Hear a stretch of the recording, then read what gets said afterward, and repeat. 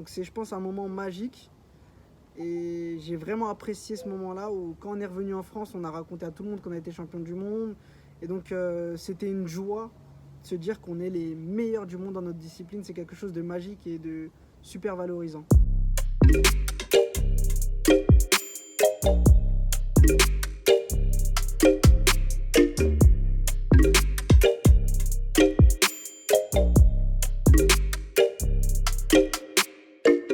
J'ai découvert le double dutch à Saint-Ouen avec Sega en 2008-2009. On a commencé parce qu'une animatrice proposait l'activité et il n'y avait personne dans son cours. Donc on a décidé de se lancer, de faire un peu de double dutch. Elle nous a proposé d'aller regarder une compétition. On est parti voir cette compétition, on a tout de suite accroché. On s'est entraîné, elle nous a proposé de faire le championnat de France.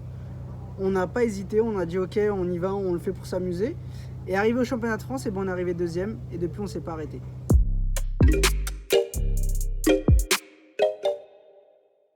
Étant plus jeune, j'ai toujours été très actif, même hyper actif. Je voulais toujours faire du sport, je voulais toujours me dépenser. Et donc aujourd'hui, je suis encore dans le sport.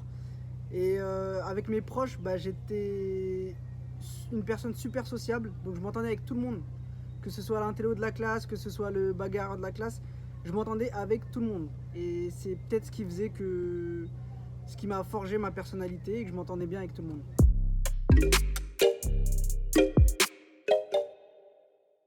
Mon quotidien, il a changé depuis que j'ai, on va dire, 13-14 ans, depuis que je fais la discipline. Mais il a aussi passé un cap, on va dire, à partir du moment où on est passé champion du monde en 2013.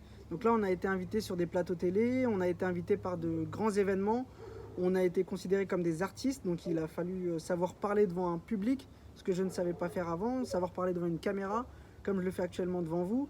Donc c'est des choses que le double dutch m'a apporté en plus et qui a changé mon quotidien, où je peux être amené à faire de la télé, des événements, plein de choses comme ça que j'aurais pas fait auparavant.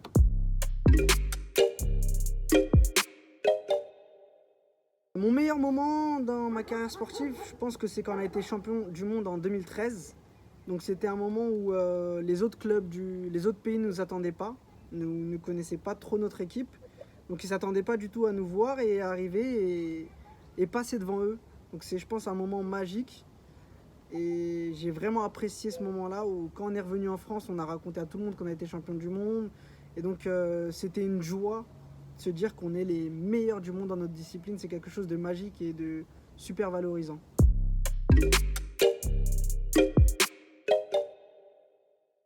Mon plus gros fail sportif, je pense que c'était en 2016 au Japon.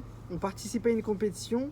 Et donc durant notre prestation, on avait un moment où on devait jeter les cordes dans le public et basculer avec une autre paire de cordes pour faire croire qu'on avait fini le show. Mais il s'avère qu'en fait c'était interdit et donc on a été disqualifiés et on a su ça qu'en voyant les résultats à la fin et on nous l'a dit et on était vraiment dégoûtés. On s'est tapé l'affiche, on va dire, mais c'était un moment drôle, mais en même temps on a raté notre prestation.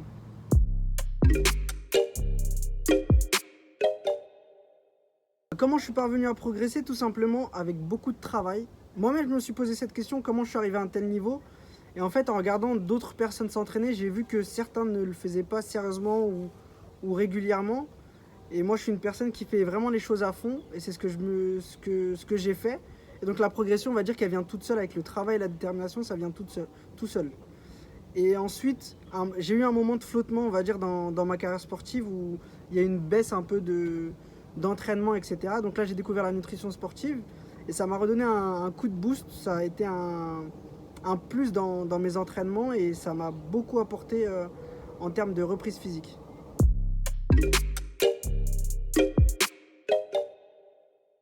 Le conseil que je vous donne pour commencer le double dutch, c'est tout simple. Vous prenez une corde à sauter, vous commencez à sauter chez vous, dehors, n'importe où, c'est super simple. Ça prend pas de place. Vous entraînez où vous voulez. Et ensuite, vous regardez nos vidéos pour progresser. Et surtout, vous nous envoyez un petit message. Ciao.